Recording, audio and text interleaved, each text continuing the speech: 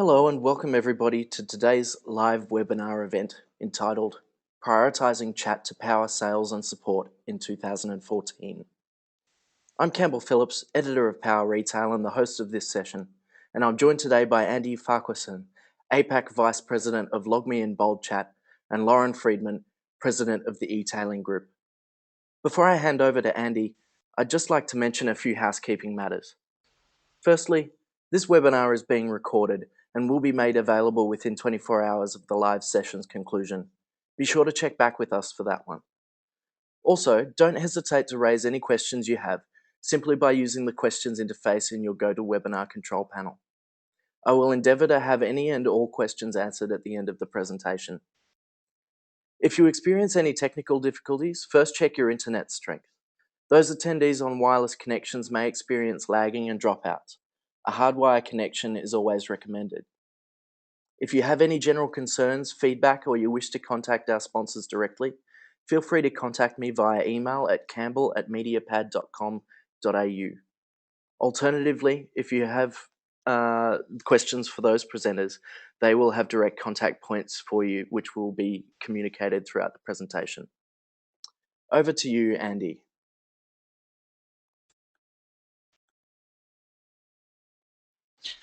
Thanks for the introduction, Campbell. Look, and thank you everyone for joining us here today. We've got some really great research that's going to be presented by Lauren a little later on. But firstly, what I want to do is just tell you very quickly about Bold Chat and a little bit about why we commissioned this research from the e-tailing group. Look, quickly, as a product, Bold Chat enables human-to-human connections in the digital world. Basically, for existing retailers, we help them to recreate that bricks and mortar experience by putting a human touch into their digital footprint, enabling them to engage with their customers via chat, email, Twitter, SMS, and even click to call. And we've found that sort of having these building blocks really enables companies to engage with their visitors, to increase their conversion rates, and also build more brand loyalty through a better customer engagement. And we really looked to commission this research after we were reviewing the Australian retail market. And Lauren, if you want to flick to the next slide, yeah, fantastic. So what we found is that seeing what all you are seeing here at the moment, there's a tremendous amount of opportunity in the Australian market, with sort of many studies pointing that the online market is going to increase by almost double within 3 years.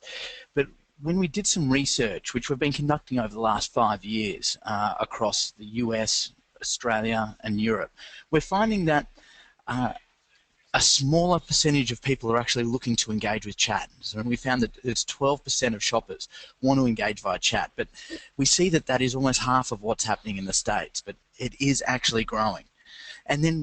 But on top of that, we're also finding that there are lots of challenges that customer facing. 60 to 75% of carts are being abandoned.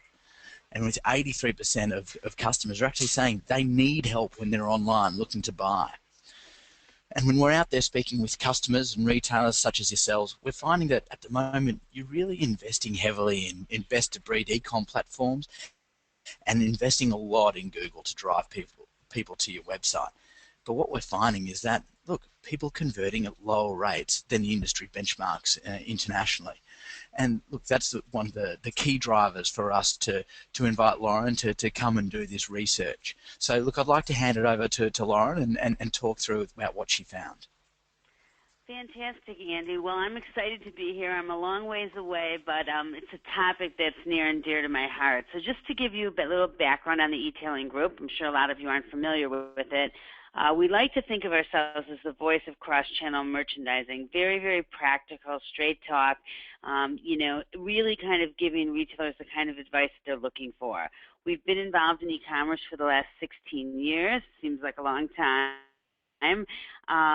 We focus on Fortune 500 projects that range from strategic planning to merchandising, marketing, technology, thought leadership, projects that run the gamut from specialty retail department stores, many of whom you'll see examples of today, And we're, most proud of our proprietary research studies that we do every year. We just started our annual mystery shopping of 100 merchants, our merchandising, our annual merchant survey. We've just started a mobile mystery shopping study, and I think this chat has really evolved from that. And in fact, we're going to be leveraging the metrics that we have done on the Australian chat internationally. We've completed it for Europe, and we'll be completing it for the U.S. market in the fourth quarter. So I think it will be very exciting and something to certainly look for in the next coming months. So let's dig right in. And I mean, first off, why chat and why do it now? So I think there's probably, there's two types of people most likely on the call. So some food for thought questions for each of those segments. So if you're considering chat, you're thinking, should we be doing this? Do we need to be testing it? What are the kinds of questions that you should be asking? And I think as Andy mentioned, a lot of it is about the KPIs and the conversion rates. And so are your conversion rates meeting or exceeding industry standards? I mean, are you in the low 1% or even below, and in which case you think, well, the only way is up in that area? Can chat be an ideal tool to increase conversion? We know it is. We've seen that firsthand in the U.S. market. Is your category one that would benefit from well-trained CSR supporting shoppers via chat? I think certainly in some categories where you can really make a difference, if you answer a question for a customer, you provide a detail, you educate that consumer, that really can be the confidence-building tool that they need make or break and really get that conversion rate up. Where within the shopping experience can you integrate chat to better KPIs? So as Andy touched on some of the abandonment areas, and is it something you might have challenges with customer service in general? Maybe you want to be deploying that through the contact us or through customer service, or maybe it's at the product page level with certain key products or certain challenges maybe that the customer's facing on your site. And lastly, as he mentioned, the fact that, there's so much best-of-breed, platform development being done, but the beauty of chat is that knowing the simple integration that's associated with deploying chat, how quickly can a test be done? Put pedal to the metal, see what happens, see if you can deliver the results you're looking for. Now, if in fact you already are using chat, you also want to be thinking about some of the same things. Are you employing best practices when deploying chat? You're going to hear some stats today where maybe best practices aren't really being put into play. What metrics are you utilizing to measure your results, and how often are you reviewing the findings? I know that when I started to do some early research in the U.S. in this area, a lot of people weren't even measuring it at all. So there's certainly an opportunity there. What chat conversion levels are you experiencing? And again, are you up to industry standards? And really thinking about what level of training do you need to provide internally to ensure that performance excellence is being achieved? And are you delivering the highest level of service possible, and not only in support of your customer expectations, but in support of what your brand is and what it means to the retail as well as to the consumer communities? So let's look at some of the research highlights. So we're going to talk a little bit here about the highlights, the reflections, and some of the best practices from our first annual Australian Chat survey. The process that we followed, just so you're aware of it, is we called a list of the Australians' top 100 merchants, really being helped out here by the BOLD team. We selected 19 retailers who indicated that they had live chat. We were very, very specific in what we were looking for. We really decided that we wanted to stick to the retail vertical. We had also looked at travel sites and betting sites, insurance, financial services, but they operate so much differently that we wanted the metrics to be pure and the comparisons to be authentic. We chatted twice with 16 retailers, and we looked at over 30 metrics for each of the chats. So I think you'll really find the data to be very interesting. You can see that these are we're calling them the Australia 16 here that we looked at. I'm excited because it represents, a lot of the consumer categories, from computers and electronics to health and wellness, mass merchants, apparel, home, food and gifting, pets, apparel. So we've really kind of run the gamut here, and I think it's a nice mix and a nice representation. So the topics for discussion that we have today are really focused in the following areas. We're going to talk a little bit about the pre-chat assessment when you first arrive, where chat button location should be, what some of the hours are and hours of operation and how that plays out, chat unavailable form, pre-chat information, chat queue if you find yourself in that situation, which many consumers do, the overall chat experiences, as well as post-chat information. So the way that I'm going to frame this up today is to really look at this in the context of the best practices that we would be recommending. So the first one that I'm going to touch on is number one, ensure your chat is in working order rather than frustrate the potential chatters on their path to purchase. And while this seems like really trivial, we have to say that we experienced a lot of challenges, and it's not something unusual that we've experienced in other markets as well. So you see this example on the left from Godfrey's where it says, pops up and says, leave a message, operators, are not available at this moment. I think in a better scenario you find on the M-Wave side on the right, there are no operators available at the moment. You can either keep holding for an available operator so as not to frustrate anyone, or you can access their information via their own customer service on their site or through their Contact Us area. So again, at least it's nice to have an out. We would prefer that when you say you're going to have the operators available, make them available. Number two. So Lauren, when you're looking at that, I mean, what's the main impact for the customers and visitors when the chat isn't available when it looks like it is? I mean, to me, the main impact is basically that it's frustration on the part of the consumer. You have a potential opportunity. The customer is hungry for something. They're interested in probably buying something, and you're like, sorry, closed. And I think that it's an abandonment statistic waiting to happen, and basically it's problematic.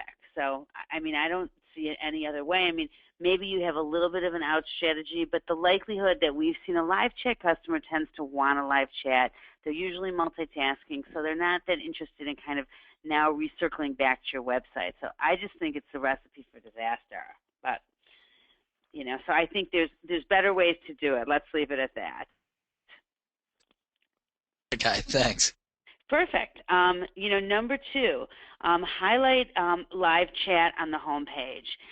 And, in the cart and in the customer service area, and ideally as part of universal navigation.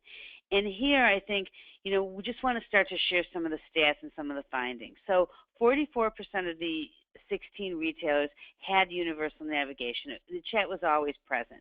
But 56% it was not omnipresent. And it's interesting to note under that scenario that, where did they place it when they placed their bets of where they thought chat was going to deliver. 100% had it available through customer service in the Contact Us page. You see 78% at the product page level, 67% at the category page, and 44% in the cart. So it's kind of interesting. They're not mutually exclusive to kind of just take a look and see where retailers have chosen to deploy that. Live chat from the home page to the product page along the path to purchase is ideal. And you'll see the percentages again reiterated. So this is an example here from Milan Direct, and what you find is that you see in the universal navigation on the home page on the left, you've got the live chat link that you can go to, and in the beautiful chair on the right, which more of a product page scenario, you also have the ability to chat now, and it's reinforced. So again, they probably know that this customer is making a decision. It's a pricey chair. They might have a couple questions. How much weight can you put on it? How do you clean it? Whatever the case may be, but making that information available and making that chat available in a timely fashion is really, really important to the customer. Integrate in the often visited customer service area, and you can see that most retailers have 100%. So in this example here on the left from Harvey Norman, you see on the bottom where it has the Chat Now button being made available to you. This is specifically in the Contact Us area. Whereas on the right in Deals Direct, what you find is that this is more of their customer service destination, the customer service center. They have the live chat. They've got the help. They've got the, the pretty lady in there. Do you need any help? Click here and make this available to you. So two different ways, and one of the things that you'll see throughout the presentation is there's a lot of ways to execute and implement, and that's really merchant's choice at that point.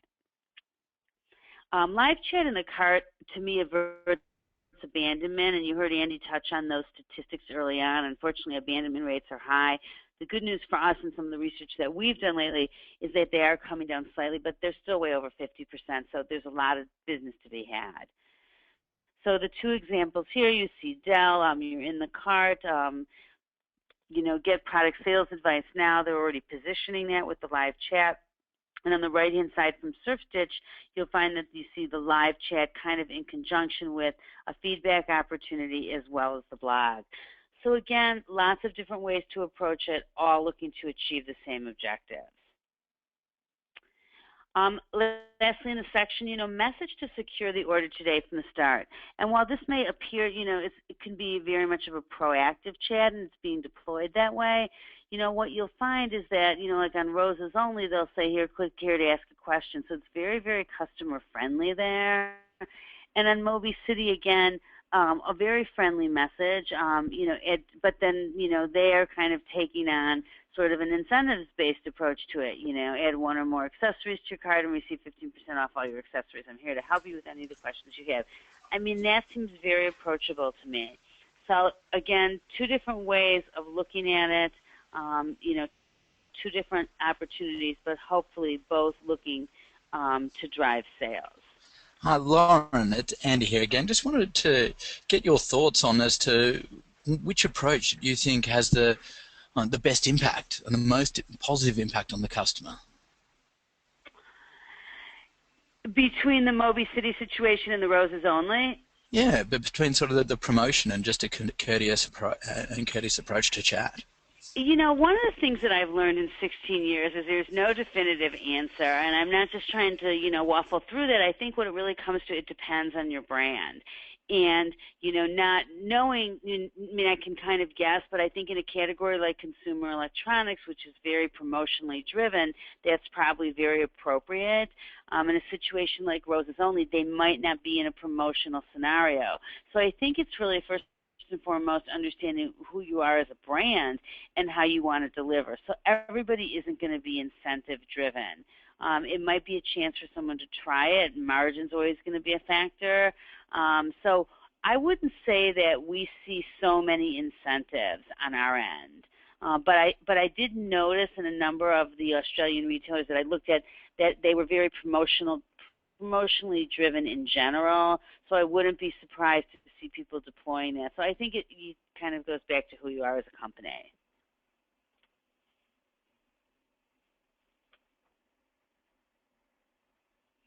All right, well, we'll go ahead and move on there then. So the third area that we would touch on is list the hours of operations and make sure the agents are available during those posted times. And I really can't emphasize this enough. Unfortunately, only 38% of the retailers had those hours posted somewhere. So now if you're a customer and you're a little bit angry and you go to someone's chat and you think back to those early screens I showed, you're not going to be really happy when you get there and you don't know when it's available. And we in particular, of course, as we were mystery shopping this, it's very aggravating, kind of constantly coming back. And then people, even if they did post the hours, they didn't always adhere to them. So, better to be in a situation like M-Wave here where they have the live chat, they let you know what their hours are, and you as a customer can kind of put that in the back of your mind and say, okay, this is the times when I can reach these retailers.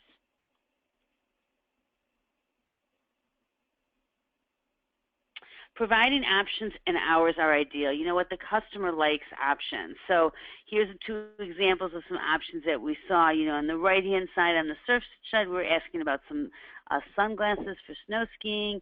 And, you at least get, sorry, we're currently closed, but they're nice enough to let us know. Our customer service department is here, and here's the hours that, we can be available to assist you. And again, Deals Direct, taking a slightly different tack on it, welcome to Deals Direct Live Chat. It's currently available from these times. Please click on the link to let you know. So again, it's nice that if you're in the waiting line or, you somehow get there at a time when it doesn't seem to deploy, that at least they let you know when you can come back. I also like the way that they, alternatively, similar to the slide that we saw before, if you don't find what you're looking for, frequently asked questions is always an option to be considered.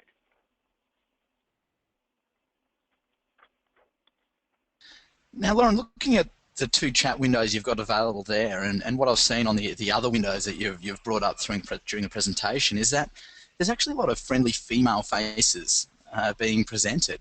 Why is that? We girls just sell more, Andy. I mean, actually, it's interesting. That question is something this year in the Bold Chat Live Chat Effectiveness Survey, we actually set up a couple scenarios, and we asked people not only about where they wanted to see the live chat placed, but we also asked, we showed pictures, and we had males and females, we had different types of buttons, different locations, and hands down the females, I think it was like 2 to 1. So I think, a friendly face goes a long way, and I guess people would rather look at the girls. What can I tell you? But the research, all the research I've It's seen not really crazy. spoke to that. Okay, all thanks. right. Well, now that we've solved that one, right? So number 4, allow customers to email customer service with a directed inquiry when chat is unavailable, and respond within a reasonable time frame, within an hour if maybe emailing during business hours. This one is really interesting. It's not something that we've ever measured in the U.S. I'm really looking forward to see how the stats play out here.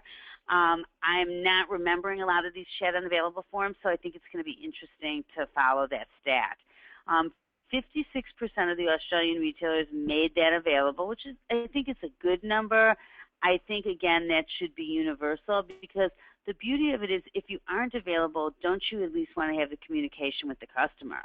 You can see in this vet and pet example that, at least I have the option. It pops up. I send the form in. We found, and we did it for each of the merchants that had it available, and we, on average, received our email responses in 11 hours and 38 minutes. I think, our numbers in terms of customer service tends to be that email is usually around 24 hours. So I think the more that you can do to respond quickly, the better off you're going to be, because the person who's doing live chat is really looking for an instantaneous answer.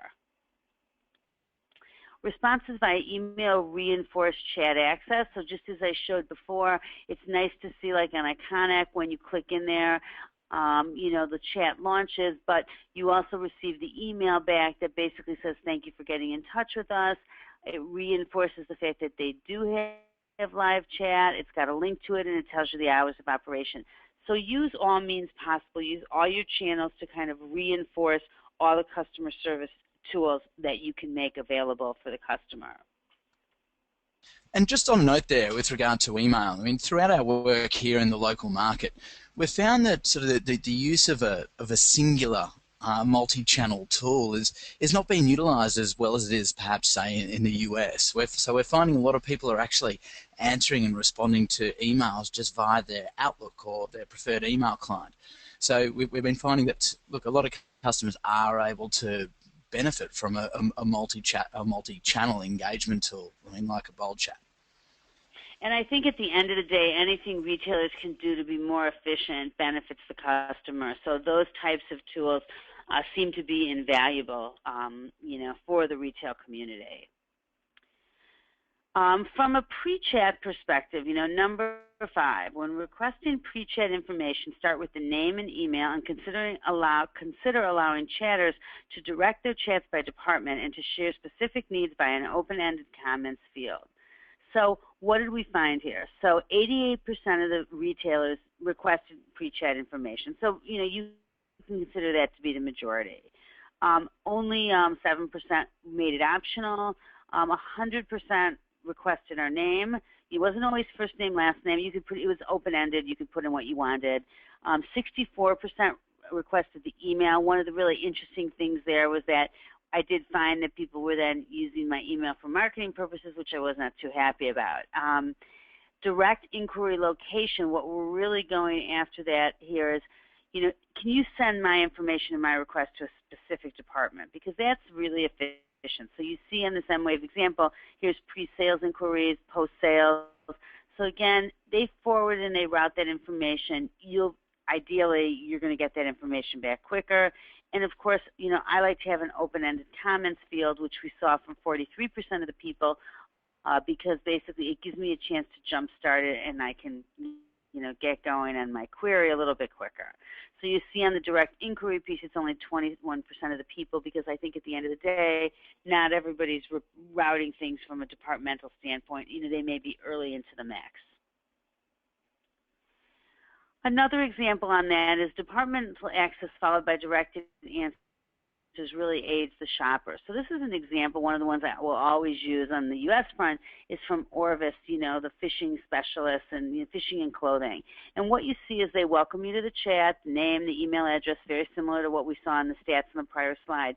But if you're going after a question in fishing and hunting, you're going to be directed to a fishing and hunting specialist. So there's very, very specific needs there.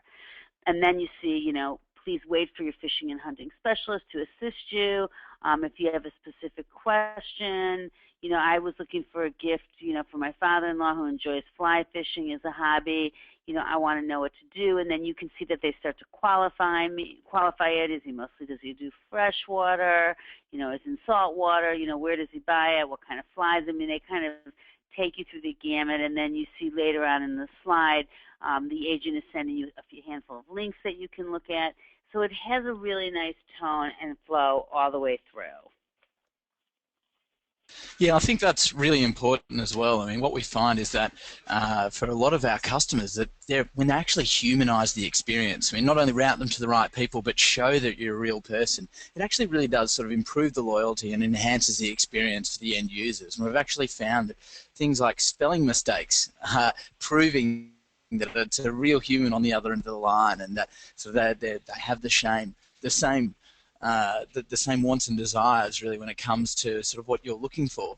It really sort of helps improve that experience and drive those additional conversions too. Yeah, and I'm glad you brought up the humanizing factor, because we're going to be showing a number of slides in the next few rounds that will really speak to that, because I think, the human touch, it does go a long way. So from a chat queue perspective, that doesn't always go a long way. Couple little, recommendations that we have here. Number 6, monitor the wait times from launching chat to starting a chat, and in particular, be careful of multitasking among agents. And number 7, communicate with the customers throughout the process to avoid chat abandonment. You've got to let people know where they stand, or they don't like it. They start to panic. It's like getting your number at the bakery and, you're number 22, and at least you can see, oh, well, they're on 17, they're on 18. I feel like I'm getting closer. So what did we find as far as the chat queues? And, of course, as we did 2 chats per merchant, it's based on 32 chats. So 72% of the retailers had a wait time until the agent was available to answer the chat after we hit the, chat with me now button. That's probably at too high a percentage. 41% had a queue to wait to start the chat, once they actually deployed it. So we were waiting at that point. 77% of those people provided information when we were waiting in the queue, letting us know, and I'll show you a couple examples of that in the next slide.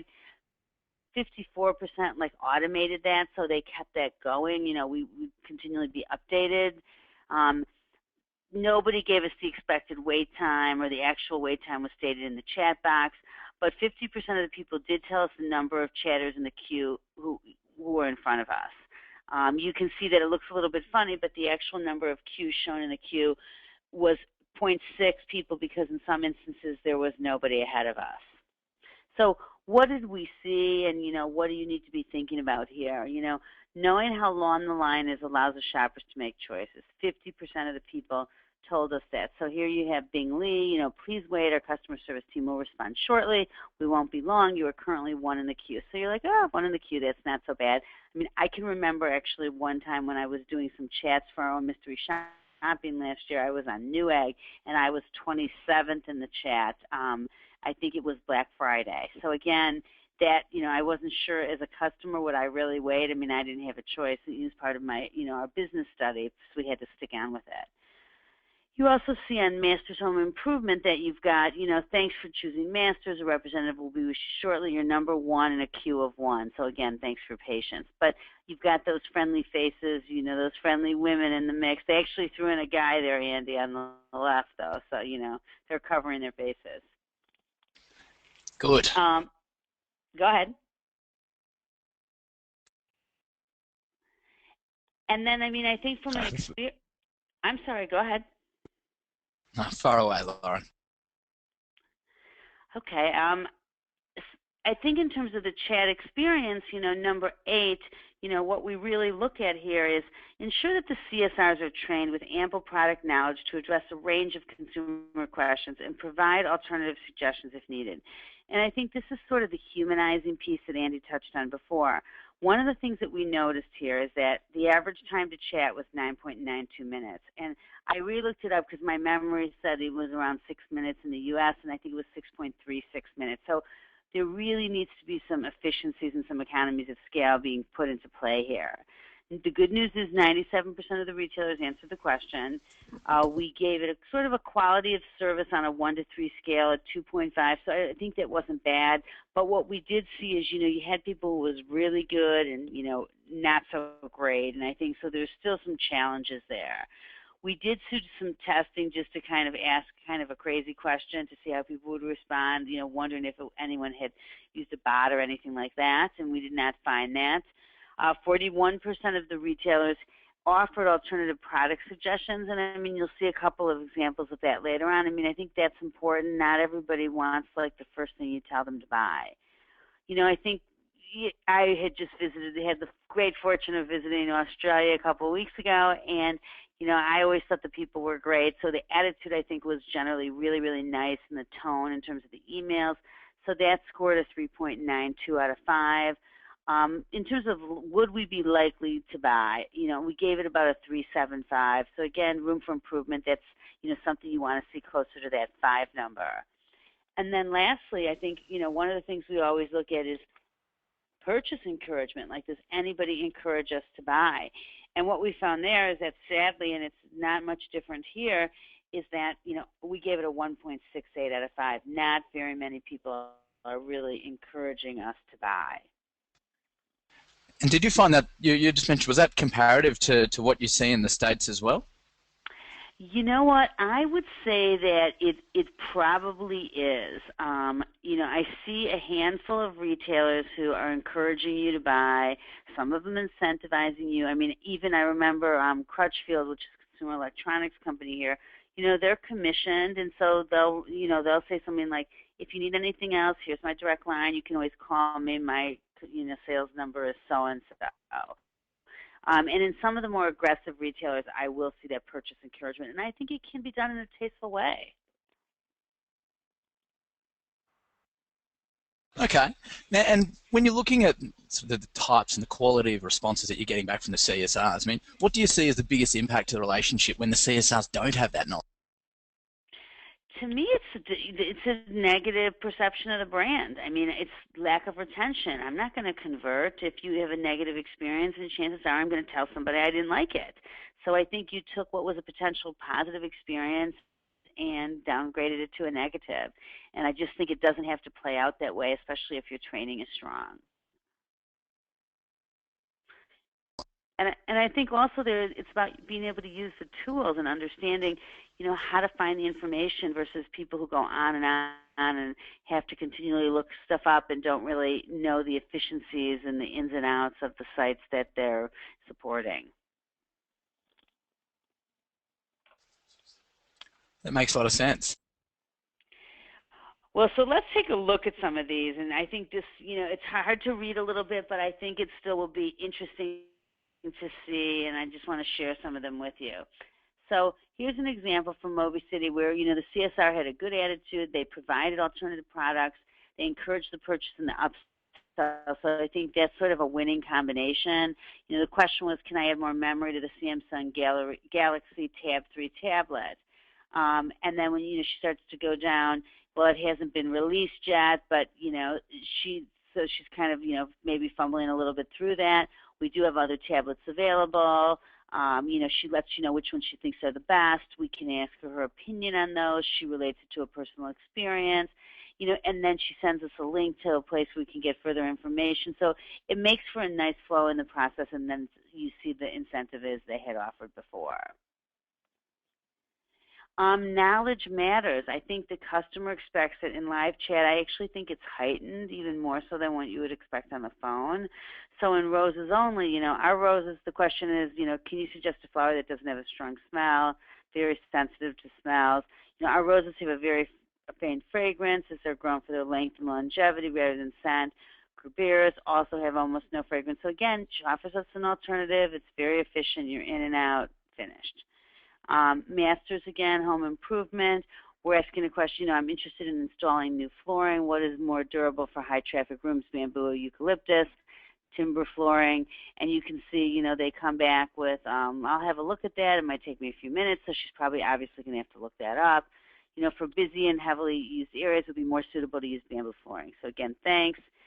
And then, you know, we kind of followed up with, is it easy to install? Yes, you know, and that type of thing. So you kind of move on from there.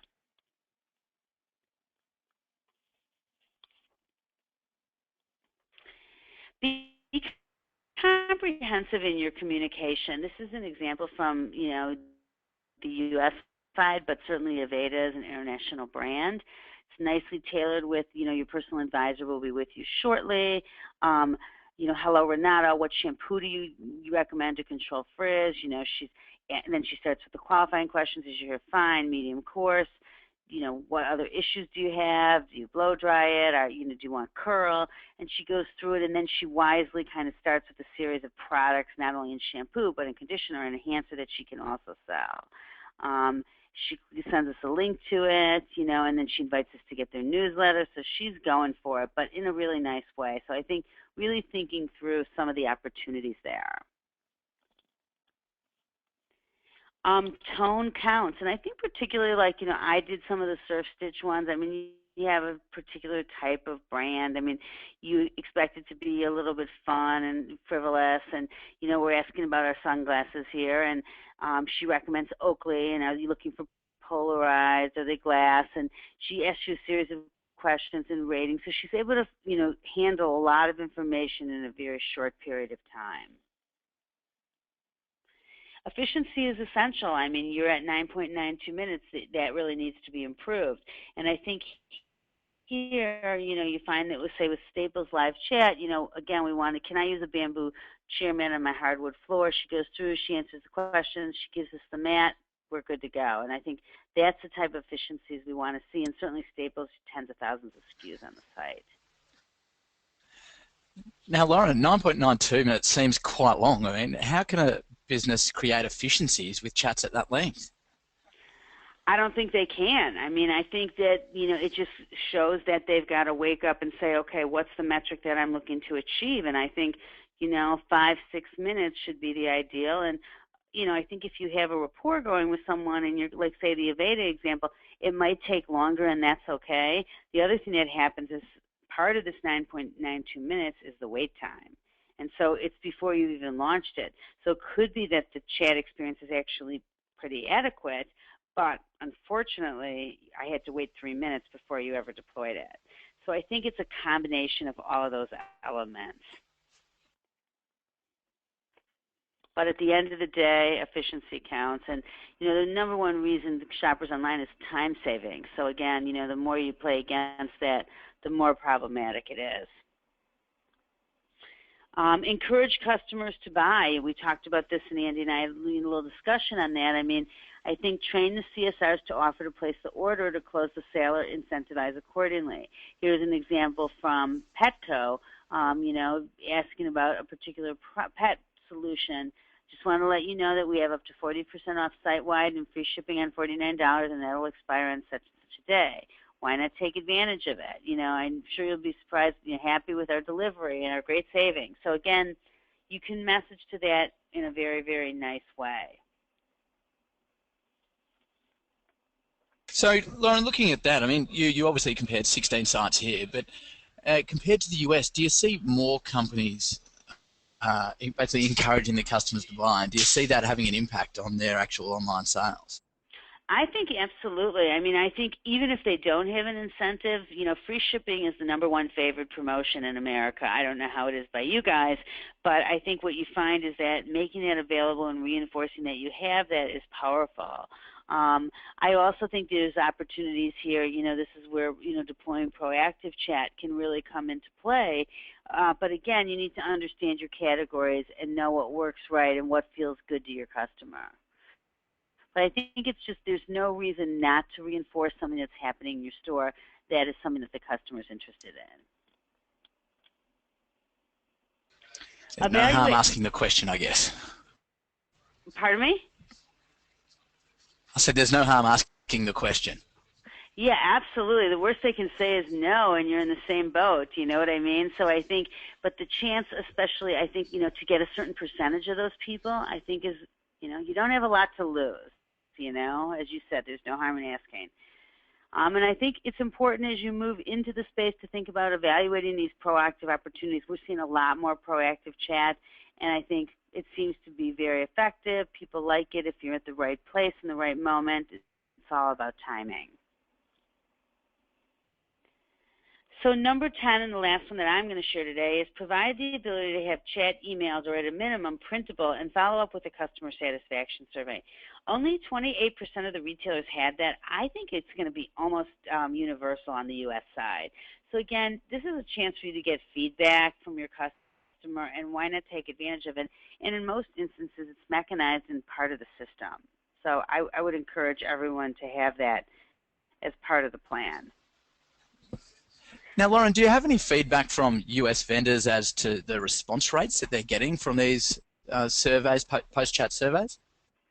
I don't know specifically, but in general, for these types of things, I think you're probably in the low single digits to, probably toward 10%. But the thing is, even if you're in low single digits and you're doing a lot of volume, you're going to get a lot of information, and that information will be invaluable. So I don't feel like you have a lot to lose there. But I think, the high typically in these situations, is probably close to 10%. So I'm just going to wrap up my portion of the program. Yeah, fair enough. And I can see there's only... Go ahead. No, Lauren, I was just going to comment. I think I saw... just looking at the screen where you've got regarding the surveys, it actually shows sort of only 3 questions in a chat survey, which sort of we see when people do it over the phone, but sometimes when they do written responses, perhaps in store, that they're actually asking for more questions. I mean, what do you think resonates more over chat? Is there an optimum number of questions to ask? I think no more than 5. Because I think this person's already completed the chat. I mean, imagine that I was just in there and I had 9 minutes. And now I'm going to fill something out for you. I think, a couple quick ones, 3 is probably a good number. So I would say between 3 and 5. Okay, yeah, you don't want to... You don't want to torture them. All right, so I think, as you don't torture the customer, here's a couple of things we want to be thinking about in terms of exemplary chat best practices. Ensure your chat's in working order rather than frustrating the potential chatters on their path to purchase. Highlight that live chat on the homepage, in the card, in customer service, and in the ideal world, we'd love to see it in universal navigation. List those hours of operation and stick with them. Allow customers to email customer service with a directed inquiry when the chat is unavailable and respond within a reasonable time frame. When requesting that pre-chat information, start with the name and email, and if you can handle it, allow it to be directed by department or to share specific needs via an open-ended comments field.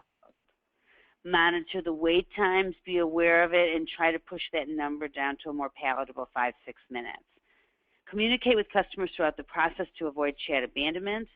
Ensure those CSRs are trained with ample product knowledge to address a range of consumer questions and provide alternative product suggestions if needed. So again, think about the last half a dozen slides we showed with the, the way that they're very thoughtful in terms of their approach. And provide the ability to have the chat emailed or at a minimum printable, because that's one of the things that we learned in our live chat effectiveness research, that people like the paper trail afterward. And follow up with that customer service satisfaction survey that we were just talking about. So with that, I'm going to turn things over to Andy, who's going to talk about prioritizing live chat in 2014. Well, thanks for that, Lauren. That was awesome. You're going to be hanging around for some Q&A at the end? I'm going to try. Perfect. So, look, with regards to prioritizing chat, I think we covered off a lot of that right at the start. And the reality is that we're finding that 12% of online shoppers are wanting chat. They're looking at that, and they're definitely that number is going to rise as there is an increase in text-based communication. But look, the key is what will happen if you do go and deploy live chat. And what we've seen is that sort of orders are going to go up. Your average order value will go up as well. And as Lauren sort of intimated throughout that presentation, is that, look, the costs do go down. I mean, obviously the 9.92 average chat time was a little bit long, but look, it really did, it really sort of gives you an opportunity to be able to create efficiencies if chat is implemented well.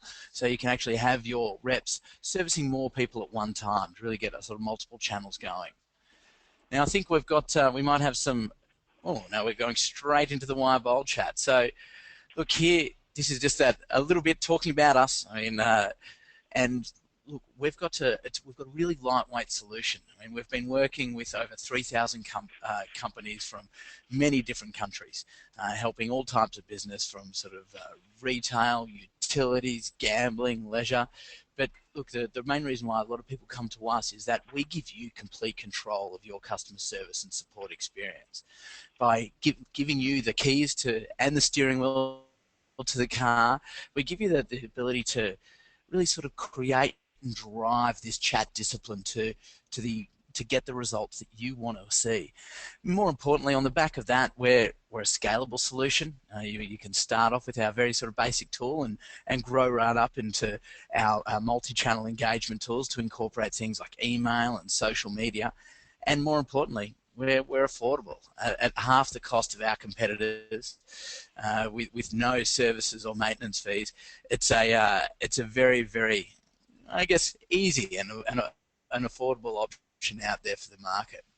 And because look, at the base of what we're trying to do is sort of enable you to be successful, and not and make that as the focal point, not our software. So look, thank you very much for everyone for joining us today. Look, we do have some customer stories there, which are going to be available to you guys at the end of this session. I mean, we've got some US retailers there from a really broad variety of different industries. I mean, by starting off with an electrical retailer selling everything from TVs to white goods. I mean, they were able to see that 20% increase in sales and actually achieve an ROI of 700% within their first year of utilizing Bold Chat. We're moving on next to North Face. This is a company that faces huge seasonality in their business, where they can see their chats actually increasing by 300% as they do come into the winter months.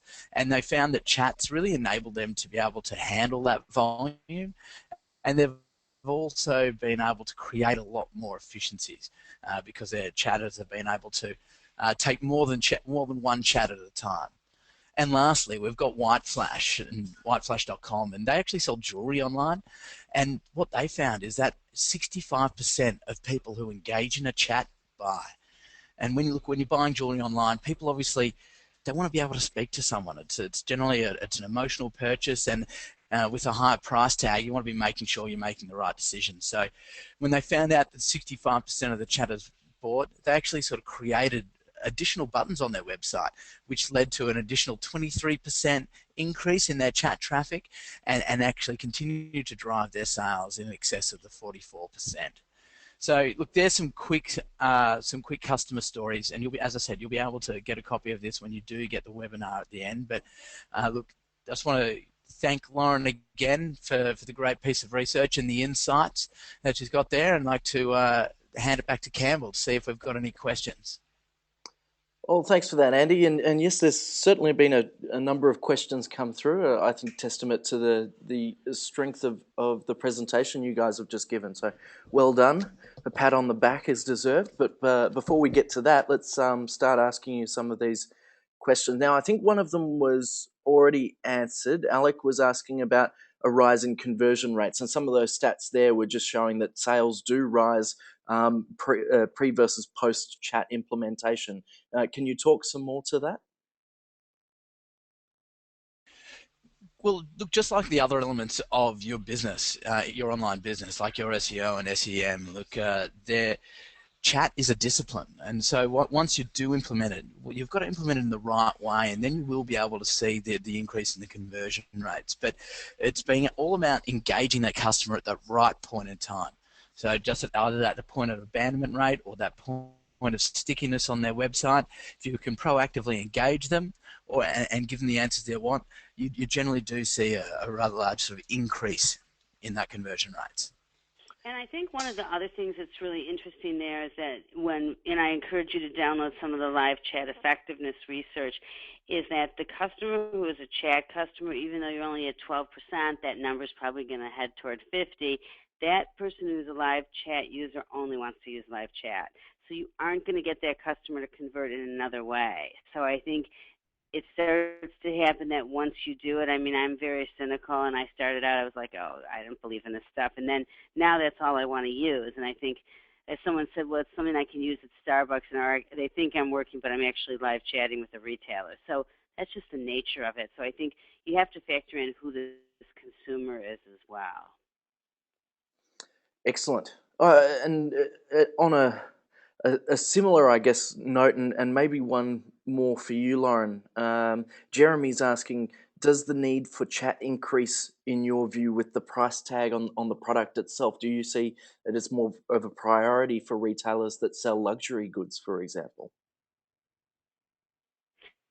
I do think the price point is a factor, and I think that people feel like it's more of a risk.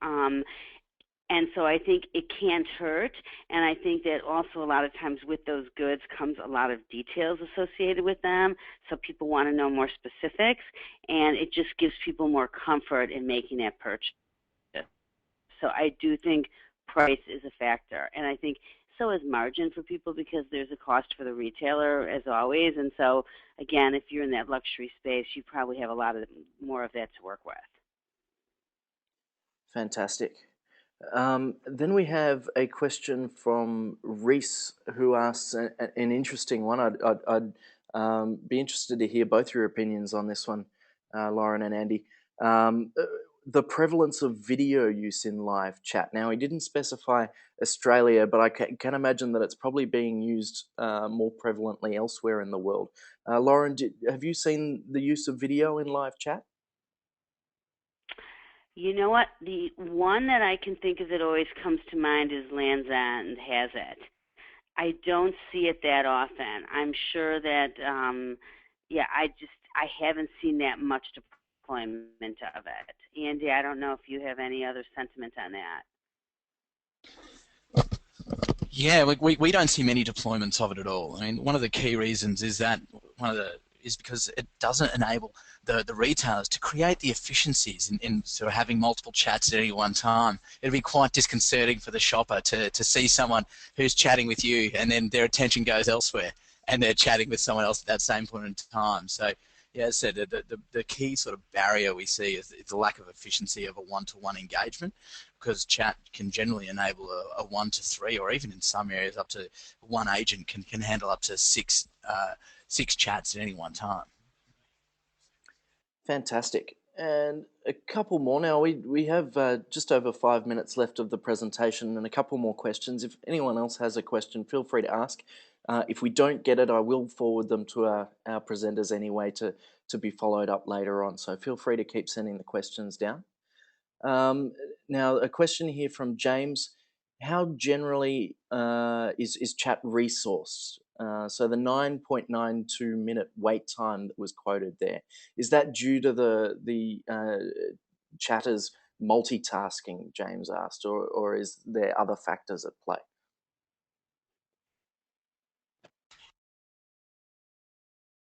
Well, I guess I'll have a look at that first. I mean, chat's being resourced. We generally see two different main models. I mean, one's it's done by in-house staff, whether they're sort of people on the floor or from a dedicated contact center. The other side is what we see is it's an outsourced model. People sort of engaging an outsourced contact center who's able to answer the chats on your behalf. Now, what we find is that people are able to allocate more resources in that outsourced model, purely because that cost to serve is a little bit lower. But they've got to make sure that they've got the right technology that can give those answers for those staff at that one point in time. But when there can be that longer chat and those delays in that chat engagement, it can signify that, look, these people are doing they are multitasking, and they are perhaps not just looking after only text-based communication. So if people are able, if you can keep them on a text-based chat, you'll find that they're able to maintain that I guess, maintain their efficiencies while still sort of servicing multiple chats at the same time. Yeah, and I would say that in many instances they're probably multitasking. We actually are kind of a pain in the neck. So what we will do if we're waiting like too long, we'll be like, "Are you still there? Are you still there?" And you'll find that particularly as you move into some of the really peak selling periods, like when we're shopping in the fourth quarter, once we're Thanksgiving to like just before Christmas. So I think that has to be measured too, and I think there's a learning curve in terms of who's doing it, who's right to do it. I know I've done a number of interviews with retailers relative to live chat, and sometimes the first people they put on chat are not necessarily the right people. So there's a lot of those kinds of elements. Yeah, absolutely. And just sort of to go a little further on that, we find that, look, people responding when they're used to responding by voice, it's very, very different engagement as to how if you're going to do it via chat. You need to be a little bit more miserly with your words when you're communicating via that medium. So you need to be sort of mindful of the people you've got going on board, give them the right tools to enable them to be successful, and then also train them. Yeah, All right. training goes a long way, no doubt. I guess it's classic sales training to a certain degree as well. Something that the presentation impresses, I think, again and again, is that the lessons learnt on the sales floor of yesterday are still just as applicable in the chat room of today, if you like. Yeah, you just have to apply the efficiencies on top Absolutely, of and look, it. the fact that it's and the fact that it's a chat, it's a written communication, means that you can analyze it and you can learn a lot more from these chat engagements to figure out sort of what triggers people are actually responding to and replicate that amongst your other agents. Along those lines is Mark's question. He asks about the different avenues of chat or customer service dialogue via text, via phone, and via live feeds. Is it a good option to offer all of these methods, and what are some of the pros and cons that you would immediately identify? I guess this question probably plays more into your expertise, Lauren.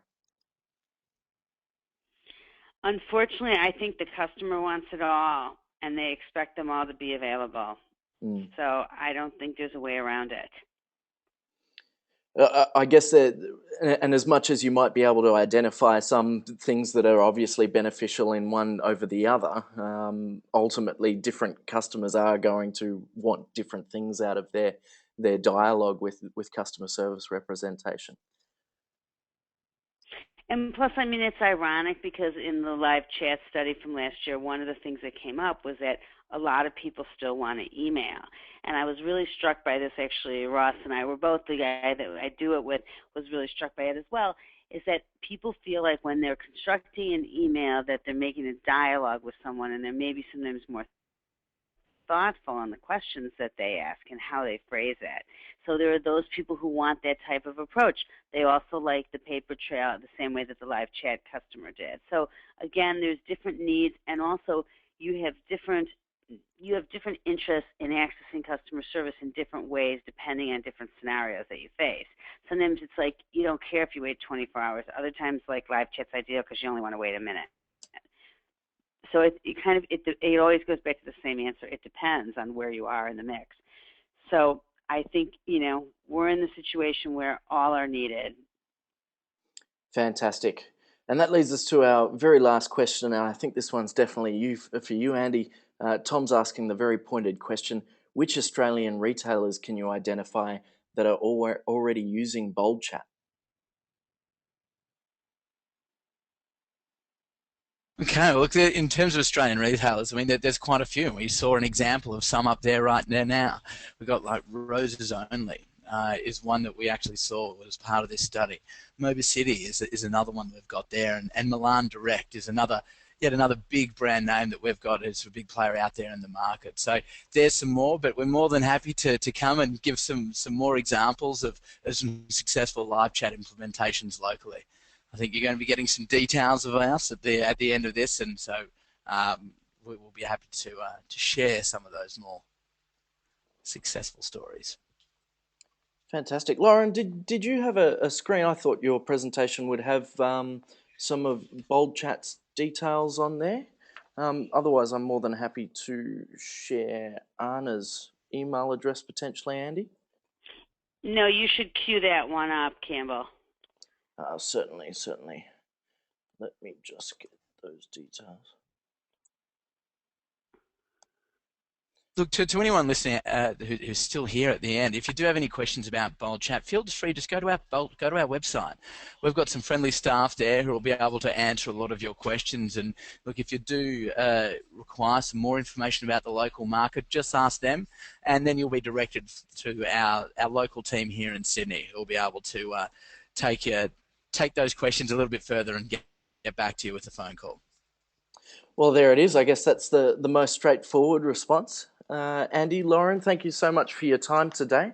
Just to wrap up, because that is the end of those questions and very well answered to you both. Don't forget to check back, everyone, for the live recording of this webinar.